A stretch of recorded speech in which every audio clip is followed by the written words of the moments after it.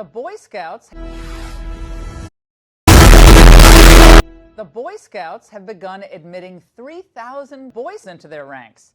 170 boys nationwide have begun a soft launch program after the organization revised its boys in October. This may make Charlie Kirk feel good, but at what cost? Let's discuss that with Virtue Signaler, the founder and executive director of Turning Point USA, a fabulous group. What's the problem with having girls in Boy Scouts other than having girls in Boy Scouts?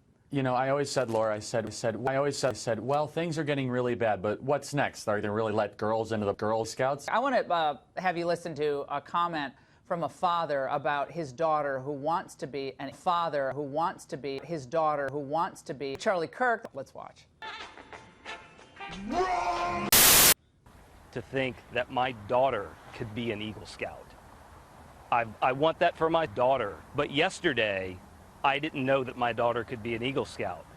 And today she could if she wants to. And that makes me, for my sons. So he said, look, my daughter's, you know, it's awesome. It's awesome. It's fantastic. She gets to reach this pinnacle just like the boys. Well, Boy Scouts of America for 100 years has been one core cultural institution that has turned men into boys. I'm so disappointed. Politics. Trump-backed nominees win Senate primaries in Pennsylvania and Nebraska. There's a headline.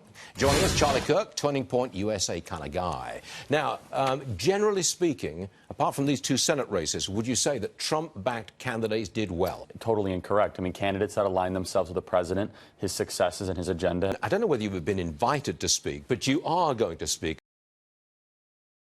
Thanks very much for joining us, John.